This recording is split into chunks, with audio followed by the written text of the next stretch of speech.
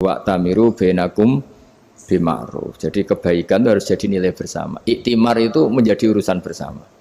Makanya kalau kita rapat besar disebut apa? Muktamar. Muktamar itu urusan bersama. Ya tadi imamnya sholat juga menopang Gojek karena enggak lama-lama nopang Grab, nopang Kernet, nopang penjaga Indomaret, penjaga bensin, pom bensin. Lah dia hanya punya waktu 5 menit terus imamnya baca Baqarah kan. Iya imamnya mursyid, mungkin dia tambah lama tambah dapat aplaus dari muhibbinnya, tapi makmumnya dia tambah lama tambah dapat penghormatan dari pecintanya, tapi kitanya wah khusyuk wali kan, dia dapat status naik lah, kita yang sudah tidak ikut jadi wali diganggu apa pekerjaannya. Kalau ada imam seperti itu sampai mufaroqah saja, niat ya Allah sampai sini saja saya makmum orang itu, silakan orang itu punya urusan sendiri dengan jenengan ya sudah, atau salib saja apa. Nah, itu boleh kalau dalam fikih namanya apa? Mufaroqah. Mufaroqah itu niat, tapi kamu jangan langsung selonong mufaroqah, niat dulu pamit sama Allah bahwa sekarang mau mufaroqah.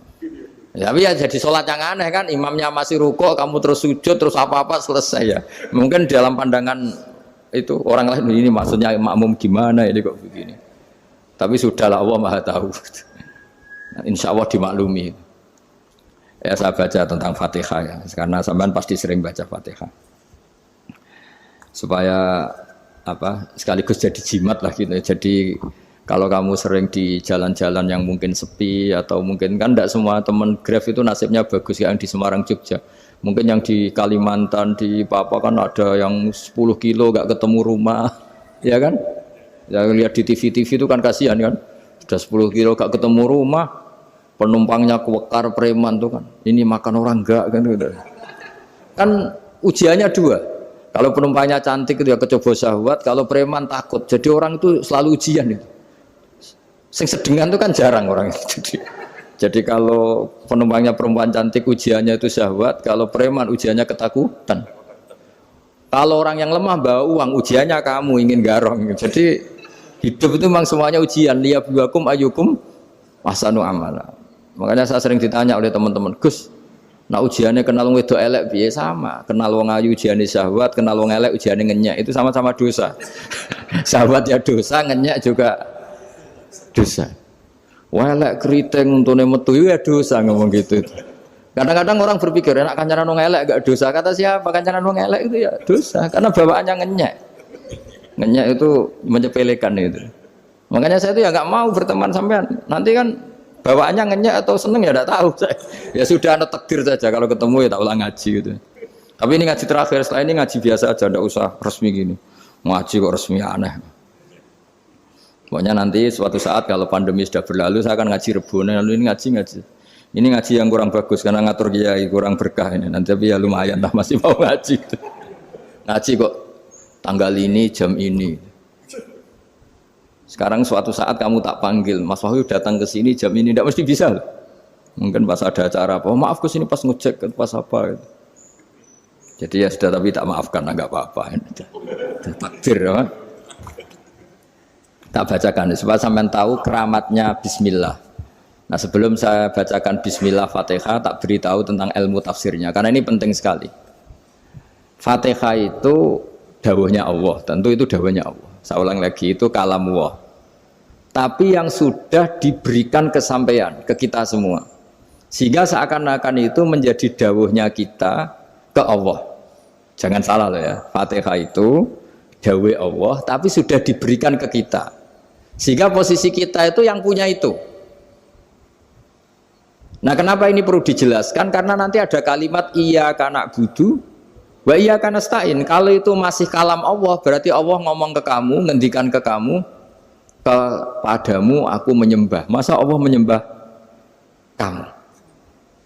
Nah, sehingga ilmu tafsir itu menyelesaikan itu dulu ya. Saya ulang lagi ya, sebelum sampean sering baca Fatihah, aku yakin ya sering baca. Tapi barokahnya tidak paham itu tidak pernah janggal. Enggak paham itu ya penting supaya tidak iskal, tidak janggal. Sebetulnya di kalimat itu ada yang janggal. Kalau Fatihah itu kalimatnya Allah atau kalam Allah, bagaimana dengan kata-kata iyyaka na'budu? Masa Allah ngendikan ke kita, kepadamu kami menyembah? Masa Allah menyembah kita? Maka penyelesaiannya secara ilmu tafsir gimana? Semua ulama mengatakan, bukan satu dua, semuanya mengatakan di Fatihah itu semuanya diberi kawalan kalimat. Saya ulang lagi ya, di Fatihah itu semuanya diberi awalan kalimat qulu, katakan wahai hambaku begini. Ya, katakan wahai hambaku begini. Nah, begini ini pelajaran dari Allah yang sudah diberikan ke kita. Terus kita mengatakan bismillahirrahmanirrahim, alhamdulillahirabbil, termasuk kita mengatakan iyyaka na'budu wa iyyaka nasta'in. Jangan bayangkan Allah ngendikan ke kita. Kalau Allah ngendikan kita berarti gini, hei wahyu ihdinas siratal mustaqim, tunjukkan saya jalan yang benar. Nah nanti kamu terus, ya Allah, Anda aja minta tolong saya minta tolong siapa kan, jadi panjang kan. Ya, saya ulang lagi ya. Jadi itu di Ulumul Quran diterangkan gimana? Sebelum baca Fatihah, ya. Fatihah itu kalamullah, ngendikane Allah, tapi yang sudah diajarkan ke kita dan sudah milik kita. Sehingga kalimat itu menjadi milik kita. Tapi ya kalamullah, tetap kalamullah, tapi sudah menjadi milik kita. Udah paham ya? Ya pinter nah. Ya, karena kalau tanpa penjelasan seperti ini Anda akan iskal. Bagaimana Allah, iskal itu janggal, bagaimana Allah mengatakan iya anak butuh. Kan jadi aneh ya? Ya, jadi tak jelaskan secara ilmiah ya. Jadi kata ulama-ulama tafsir, ayat-ayat Quran seperti ini sebetulnya dimulai dari qulu apa? Meskipun enggak dilafatkan. Itu kan sama dengan qul huwallahu ahad Muhammad. Katakan kalau Tuhan itu satu. Ya namanya Quran itu kan kalam Allah, membina nabinya, membina umatnya. Makanya dikatakan atau enggak, di sini tersembunyi kata qulu, katakan. Ya. Jadi ya ibarat apa itu? Kamu ngajari anak kamu lah. Le, panggil jenengan bapak kula. Itu maksudnya anak itu, kalimat itu kalimat kamu, tapi kamu ajarkan ke anak kamu. Terus anak kamu bilang, Pak jenengan bapak kulo. Nah, ketika kamu mengatakan jenengan, bukan kamu mengatakan jenengan anakku, berarti anakmu itu bapakmu, kan lucu kan? Anak kamu ajari jenengan bapak kulo, kamu engkau bapak saya. Terus anak kamu mengulang jenengan atau kamu bapak saya. Berarti itu kalimat yang kamu ajarkan, tapi sekarang sudah milik anak kamu. Kalau itu kalimat kamu kan lucu, masa anak kamu bilang bapak. Nah itu seperti itu. Jadi ulama memberi solusi atau jawaban iyyaka na'budu wa iya, itu sebelumnya ada kata-kata qulu, katakan wahai hambaku, hubungan kamu dengan saya adalah katakan iyyaka na'budu wa iyyaka nasta'in. Terus hubungan kamu dengan saya katakan juga dalam doamu ihdinas siratal mustaqim. Jelas ya, jadi itu kalam Allah yang sudah milik kita karena diajarkan Allah untuk kita. Dong ya? Ya dong ya, gak jelas gak. Tapi bagus, gak jelas itu bagus. Kalau kamu jelas gak jadi digrab, jadi gubernur. Min azimi fadliha kasratu asma'iha wa fadail ukhra. Ini cerita dramatisnya surat Al-Fatihah. Qala Abu Hurairah radhiyallahu anhu inna iblisa ranna khina unsitat Al-Fatihah. Jadi iblis itu begitu kesakitan. Ini kitab Abwaabul Farad karangannya Sayyid Muhammad Alawi, juga kutipan dari beberapa kitab. Yang jelas beliau sendiri juga ngutip dari beberapa riwayat di beberapa hadis. Halaman 123. Ketika Fatihah turun itu iblis kesakitan. Kayak orang sakit gigi lah, tersiksa sisanya karena turunnya surat apa? Al-Fatihah. Artinya kalau Anda baca Fatihah dijiwai, maka Anda melemahkan setan, melemahkan iblis. Wa qala Mujahid, khina unzilat Fatihatul kitab ronna fastama indahu asyayatin. Jadi ketika Fatihah itu turun, iblis itu terkapar lah kira-kira. Sampai dijenguk banyak setan. Jadi kemana di ICU lah kira-kira gitu kalau sekarang itu. Entah Covid entah enggak tahu, pokoknya di ICU sampai dijenguk banyak setan. Enggak tahu bawa apa enggak tahu, pokoknya dijenguk banyak setan. Ono yang nyangoni karena ini apa? Ketuanya apa? Pingsan, sakit. Jadi iblis itu sakit sampai dijenguk anak buahnya setan-setan. Ya semoga kalian semua tidak kenal setan. Kalau kenal berarti teman apa? Wa qalu misla dzalik wa qala lahum laisa mimma taquluna syai'un walakin unzilat suratun laisa ajru qailiha illa an harrama alaihi nar jahannam. Saya ini bukan sakit fisik kata iblis. Kamu tidak usah jenguk saya, datangkan dokter terbaik, tidak usah. Saya ini tidak sakit fisik. Saya ini sakit karena ada surat yang diturunkan, yang pahala yang melafatkan surat itu pasti selamat dari neraka. Padahal misi terbesar saya ini supaya manusia masuk neraka. Sekarang punya tamengnya. Wah pusing kan? Ya seperti orang lah goda sampean ternyata sampean setia itu kan pusing. Nah ternyata tidak setia itu yang akhirnya ribet kan itu.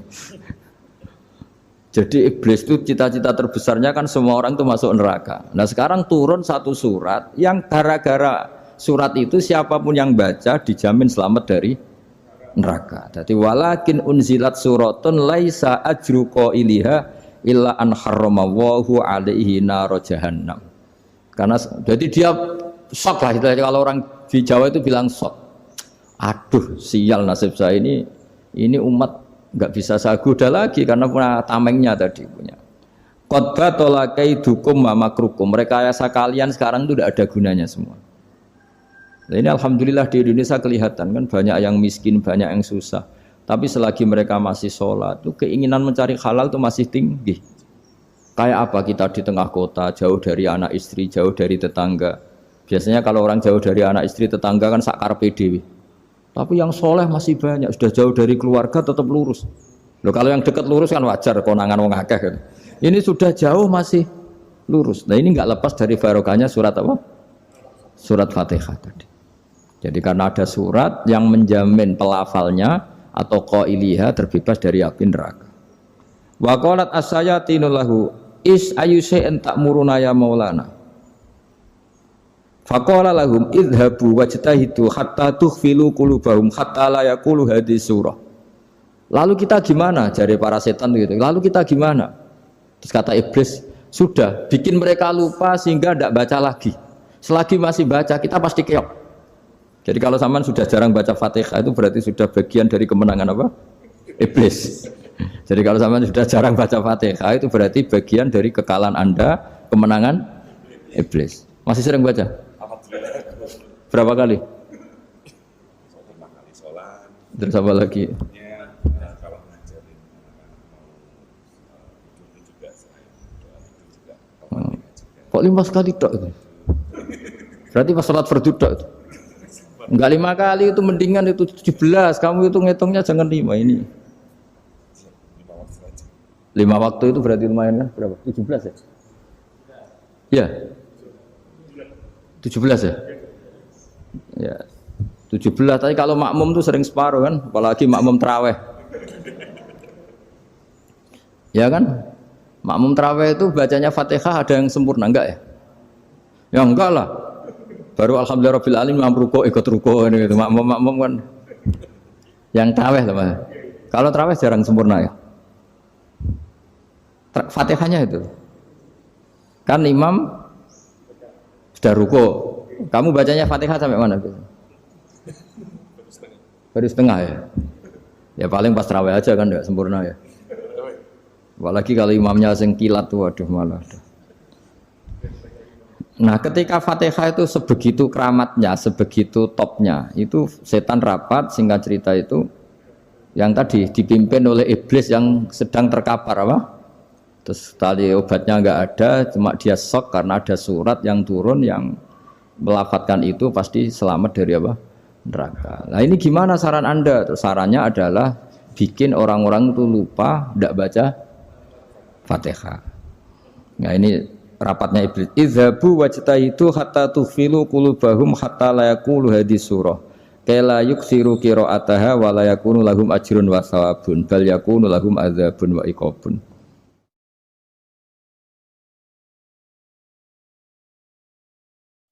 Jadi saya mohon selama ini Anda sudah baca, tapi mungkin hanya rutin saja. Napa rutin saja? Jadi barokahnya ngaji ini kamu punya kekuatan atau punya semangat membaca karena ini surat yang luar biasa. Ibarat gini, kalau sampean tanya, saya juga sering mikir, masa Gus hanya surat kok punya kekuatan seperti itu?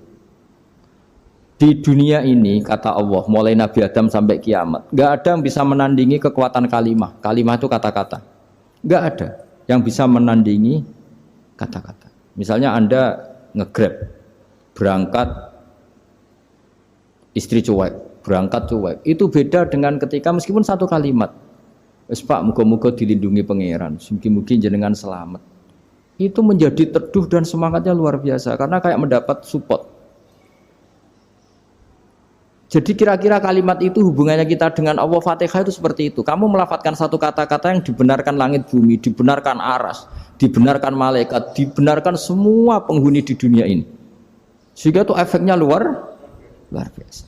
Itu seperti gini ya, kamu cerai sama istri, terus nikah lagi katut babon. 10 tahun anak kamu dididik, ibunya benci kamu. Dan memang Anda layak dibenci. Dididik. Dan sampai nggak pernah manggil kamu Pak. Suatu saat kamu tentu rindu kan ingin dipanggil bapak oleh anak kamu. Suatu saat anak ini manggil kamu Pak E.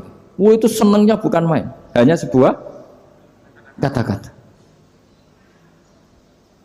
Makanya kadang-kadang orang itu tanya sama kiai, ijazah lafadz ini gunanya apa sih? Itu ijazah-ijazah itu untaian kata-kata. Yang kata-kata ini dibenarkan langit dan bumi dan aras dan para malaikat sehingga efeknya itu luar. Nah ibarat seperti itulah, kamu melafadzkan Fatihah itu melafadzkan kata-kata yang dibenarkan Allah dan Rasul dan semua malaikat, semua penghuni langit. Maka ini efeknya pasti luar. Nah di sini lah orang-orang dulu itu tahu keramatnya itu sehingga ketika melawan Belanda, melawan Jepang dulu itu kalimat-kalimat itu menjadi mantra yang luar biasa. Doa lah, doa yang luar biasa. Tapi di era modern karena orang sudah tidak ngerti itu, dianggap itu mantra, jimat, khurafat, bid'ah, waduh ribet meneh. Sebetulnya tidak seperti itu. Memang kata-kata ini kekuatannya luar biasa. Sama kesakitan hati kamu juga karena itu. Ngojek wangilan. Lha Pak di bojo kok kowe gagah tok kere. Wah, iku seling terus mesti. Padahal kalimat itu kan tidak melukai secara fisik, tapi apa kerjanya sesuk saras-sarasen. Karena terus dengan pengadilan seperti itu kan ngapain kerja demi perempuan yang seperti ini. Lagi-lagi kata-kata ini luar. Nah bayangkan kalau kata-kata itu adalah kalimat yang diajarkan Allah lewat Rasulnya, lewat malaikat Jibril. Kayak apa kekuatannya itu? Nah, kira-kira Fatihah itu gitu. Kalimat yang baik, kalimatan thayyibah diajarkan oleh Allah dan Rasul. Kayak apa kira-kira kekuatannya? Pasti luar biasa. Wong support yang dikatakan istri kita, anak kita aja luar biasa. Apalagi ini support yang diajarkan Allah dan Rasul. Ya makanya saya mohon kalau baca Fatihah, baca kalimat-kalimat thayyibah ketika sholat itu dijiwai. Ya misalnya Rabbana lakal hamdu mil'us samawati wa mil'ul ardi wa mil'u ma syi'ta min syai'im. Engkau zat yang layak dipuji dan pujian ini memenuhi langit dan bumi. Karena kita tahu nggak ada sejengkal di alam raya ini kecuali di situ ada rahmat Allah. Misalnya kamu bisa lewat sampai rumah saya, kamu mungkin anggap biasa saja. Coba kalau ngalami likuifaksi, tahu-tahu bumi ini ambles, bisa ngelewati yang likuifaksi itu luar. Tanyakan orang pernah ngalami likuifaksi di Sulawesi, itu melihat bumi bisa diinjak gak ambles itu, wah luar. Dan sampean gak ngalami itu sehingga lewat bumi ya biasa aja. Coba kalau ngalami seperti tidur, ya biasa aja. Coba kalau ada gempa, bahwa bumi tenang ini sudah nikmat yang luar biasa. Masa kamu ngakui nikmat nunggu digituin? Ya kan? Nah, makanya baca Fatihah dijiwai lah bahwa ini kalimat yang luar biasa. Nah, saya teruskan ya. Warwa Muslimun fi sahihihi an Ibnu Abbas radhiyallahu anhuma annahu qala bainama Jibril alaihi salam qaidun dan Nabi sami anaqidan min fawqi farafa'a ra'sahu faqala hadza babun minas sama futihal yawma lam yuftah qaddu ilal yaum fanazala minhu malakun faqala hadza malakun nazza ilal ardi walam yanzil qattu illal yauma fasallim waqal absyir binuraini qad uti tahuma lam yu'tahuma nabiyyun qablak Fatihatul kitab wa khawatimu suratil baqarah. Jadi suatu saat Jibril ini jagongan kira-kira gitu sama Rasulullah. Tahu-tahu langit itu gemuruh. Langit gemuruh kata Jibril terus semuanya ngangkat kepala ke langit. Ini pintu langit baru ini dibuka yang sebelumnya tidak pernah dibuka seperti ini. Turunlah malaikat, yang malaikat ini pun malaikat spesial yang enggak malaikat murahan lah kira-kira gitu, yang nggak pernah turun ke bumi kecuali juga saat itu dengan penyambutan yang luar biasa, dengan semuanya tidak pernah terjadi hanya karena membaca surat Fatihah. Jadi ini surat yang luar biasa, pengawalannya lewat malaikat yang spesial, nggak pernah turun di bumi kecuali saat itu, penyambutannya juga nggak pernah seperti itu, baru seperti itu. Jadi semuanya itu spesial. Nah, kenapa ini spesial? Karena di situ ada isi puja-puji kepada Allah Subhanahu wa ta'ala. Ada ikrar kita, alhamdulillah rabbil alamin, ar-rahmanir rahim. Ikrar ini penting. Kalau contoh paling gampang gitulah.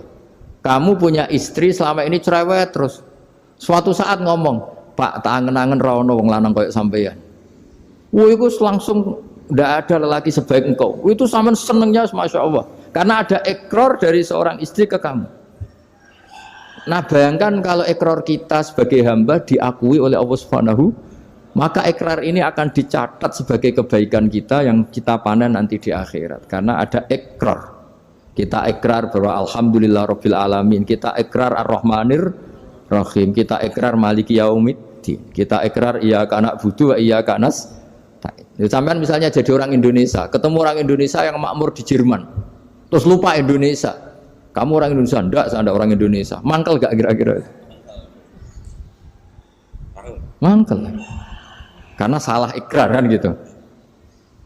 Ya, jadi saya mohon jangan anggap kalimat itu hal yang biasa, tapi luar biasa. Nggih, ngoten mawon. Assalamualaikum warahmatullahi wabarakatuh.